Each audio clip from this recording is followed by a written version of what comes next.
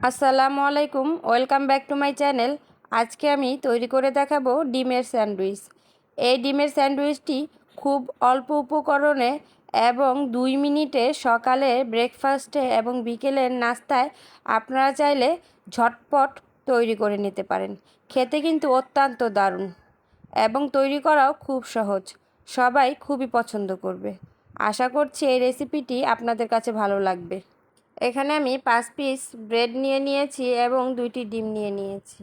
এখন একটি পাত্রে 2 চামচ পেঁয়াজ কুচি, হাফ চামচ মরিচ কুচি আর 1 চামচ দিয়ে দিলাম ধনেপাতা কুচি আর সামান্য পরিমাণ লবণ দিয়ে এই উপকরণগুলো আমি একটু মিক্স করে নেব। তারপরে এর মধ্যে অ্যাড করে দিব 2টি ডিম।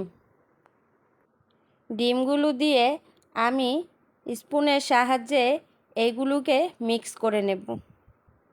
যারা আমার চ্যানেলটিকে সাবস্ক্রাইব করেছেন তাদেরকে জানাই অসংখ্য ধন্যবাদ।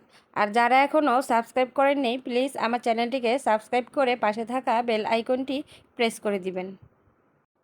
এই ডিমের মিশ্রণ তৈরি করা হয়ে গেছে। এখন আমি একটি ব্রেড নিয়ে নিলাম। এর উপর থেকে আমি ডিম দিয়ে দিব।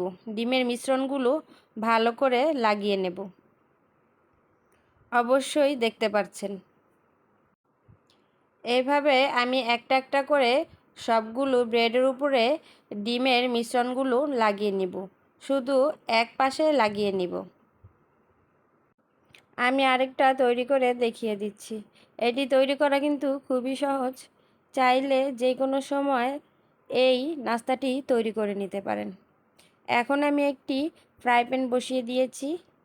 এর মধ্যে অল্প পরিমাণ তেল দিয়ে দিব আর তৈরি করে রাখা ব্রেডগুলো আমি উল্টো করে দিয়ে দিব।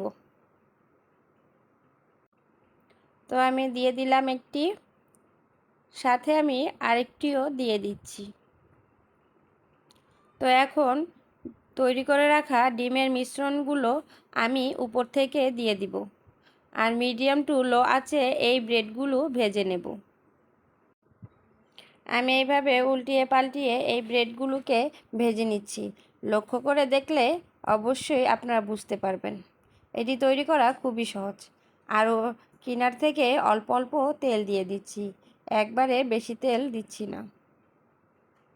তো ভাজা হয়ে গেছে। এখন আমি একটা একটা করে নামিয়ে নিচ্ছি। তো এই ধরনের স্যান্ডউইচ তৈরি করা খুবই সহজ, খেতে কিন্তু অত্যন্ত দারুণ। ব্রেকফাস্টে আপনারা ঝটপট এই ধরনের স্যান্ডউইচ তৈরি করে নিতে পারেন। আশা করছি আজকের এই রেসিপিটি আপনাদের কাছে ভালো লেগেছে। ভালো লাগলে অবশ্যই আমার চ্যানেলটিকে সাবস্ক্রাইব করে দিবেন।